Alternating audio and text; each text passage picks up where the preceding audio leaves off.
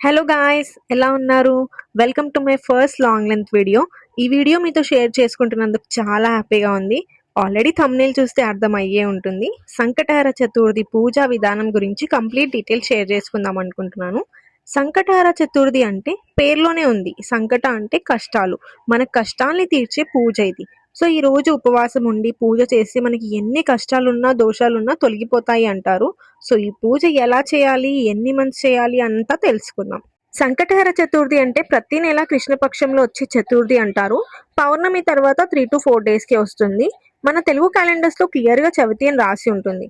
So Sankatahara Chaturthi Tuesday కనుక వస్తే దాన్ని అంగారక చతుర్థి అంటారు. నేను నెక్స్ట్ కమింగ్ మంత్స్ డేట్స్ ఇక్కడ మెన్షన్ చేస్తాను. నేనేం పెద్ద ఎక్స్పర్ట్ని కాదు, బట్ ప్రతిదీ తెలుసుకొని మీకు ఇన్ఫర్మేషన్ ఇస్తున్నాను. సో ఈ రోజు ఎర్లీ మార్నింగే లేచి హెడ్ బాత్ చేసి చాలా పాజిటివ్గా ఉంటాను. ఓం గం గణాధిపతయే నమః అని మనసులో రన్ అవుతూనే ఉంటుంది. అండ్ ఇలా ఒక రెడ్ క్లాత్ తీసుకొని దాని మీద పద్మ ముగ్గు వేసి వినాయకుడి ఫోటో పెట్టుకోవాలి. అండ్ మళ్ళీ వినాయకుని విగ్రహం పెట్టుకొని అభిషేకం చేసుకోవాలి. సో పంచామృతాలతో కానీ కోకోనట్ వాటర్తో, షుగర్ కేన్ వాటర్తో అభిషేకం చేసుకోవచ్చు. నేను మాత్రం ఈరోజు పసుపు కుంకుమ వాటర్తో అభిషేకం చేశాను. అభిషేకం అయ్యాక మళ్ళీ విగ్రహాన్ని క్లీన్ చేసుకొని ఇలా తమలపాకుల మీద పసుపు కుంకుమ అక్షంతలు వేసి విగ్రహానికి బొట్టు పెట్టి మనం పూజ స్టార్ట్ చేసుకోవచ్చు. నేను ఈ పూజ స్టార్ట్ చేసి 1 year అవుతుంది. 2-3 months మధ్యలో గ్యాప్ వచ్చింది. కానీ ఈ పూజ చేస్తున్నంతసేపు చాలా పీస్ఫుల్గా అనిపిస్తుంది. నార్మల్గా అయితే 11 months 21 months అలా మొక్కుకొని పూజ చేస్తారు. కానీ నేను మాత్రం లైఫ్ లాంగ్ నాకు శక్తి ఉన్నంత వరకు ఈ పూజ కంటిన్యూ చేద్దాం అనుకుంటున్నాను.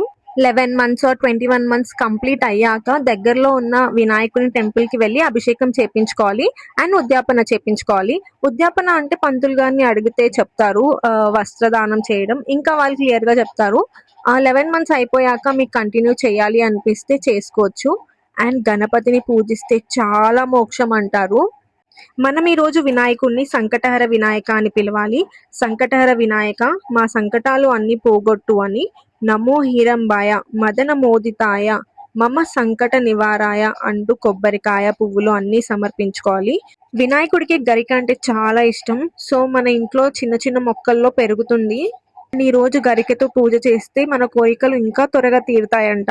వినాయకుడికి ఎర్ర అక్షంతలు కూడా చాలా ఇష్టం.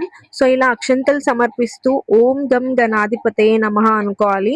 దాంతో పాటు సంకటహర గణపతి స్తోత్రం చదువుకోవాలి. అండ్ ఈ రోజు కంపల్సరీ 2 కథలైనా వినాలి. యూట్యూబ్ లో సంకటహర వ్రత కథ అనండి, మనకు చాలా వస్తాయి. అట్లీస్ట్ 2 అయినా వినడానికి లేదా చదవడానికి ట్రై చేయండి. ఈ రోజు ముడుపు కట్టుకోవడం చాలా విశిష్టం. సో ఇలా ఒక రెడ్ క్లాత్ లో 2 తమలపాకులు పసుపు కుంకుమ వేసి 2 ఖర్జూరాలు వక్కలు పువ్వులు పెట్టుకొని 3 ముప్పట్ల బియ్యం వేసుకోవాలి. అండ్ మనకు తోచిన దక్షిణ పెట్టుకొని ముడుపు కట్టుకోవాలి. మనకి ఏ కోరిక ఉన్నా మనస్ఫూర్తిగా కోరుకొని ఆ దేవుడి దగ్గర ఈ ముడుపుని సమర్పించాలి. యాక్చువల్లీ చాలా మంది అయితే 11 months అయ్యాక కోరిక తీరాక ముడుపు తీసి దాంతో నైవేద్యం చేస్తారు. కానీ నేను మాత్రం అదే రోజు ఈవినింగ్ ముడుపు తీసి నైవేద్యం సమర్పిస్తాను.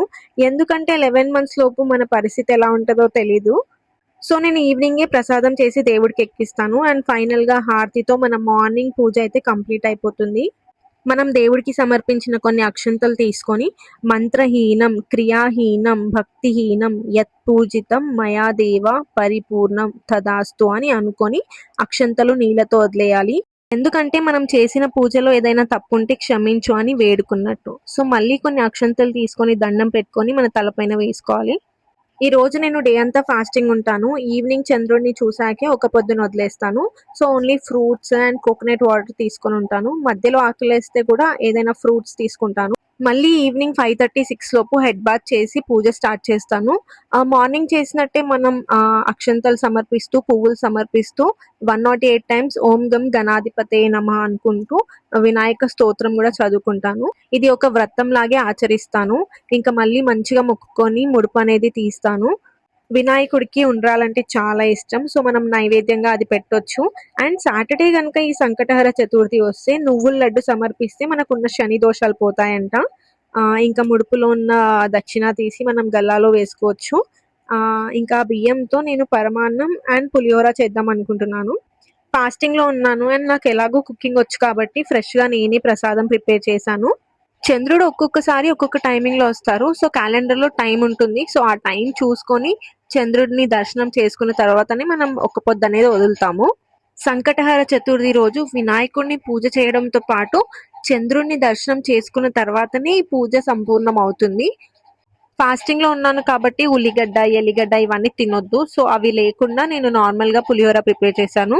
పరమాన్నం అండ్ పులిహోర అయితే ప్రిపేర్ అయిపోయింది. అవి రెండు దేవుడి ముందు పెట్టి కలశంలో ఉన్న నీళ్ళతో వాటన్నిటి మీద నీళ్ళు చల్లి సమర్పించాను దేవుడికి.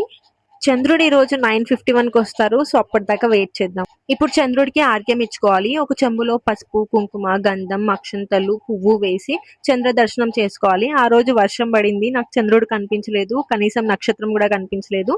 ఇంకా ఆ చెంబుని అలా ఆకాశంలోకి చూపించి దర్శనం చేసుకొని చెట్లలో అయితే నీళ్ళు పోసాను. మనకు చంద్రుడు కనిపించకపోతే ఇలా శివుడు తలపైన కనిపించే చంద్రవంకిని కూడా చూసుకొని దర్శనం చేసుకోవచ్చు. 9:55కి ఇంకా నా ఒక్క పొద్దు వదిలేసాను. దేవుడికి చేసిన ప్రసాదం ఎంత టేస్టీ అవుతుందో అసలు. సో ఇక్కడతో సంకటహర చతుర్థి పూజ కంప్లీట్ అయిపోతుంది. ఏమైనా మిస్టేక్స్ చేసి ఉంటే ఏమనుకోకండి. ఈ మధ్య నేర్చుకుంటున్నాను అన్ని. సో ఇక్కడతో వీడియో ఎండ్ అవుతుంది. See you next video. Bye.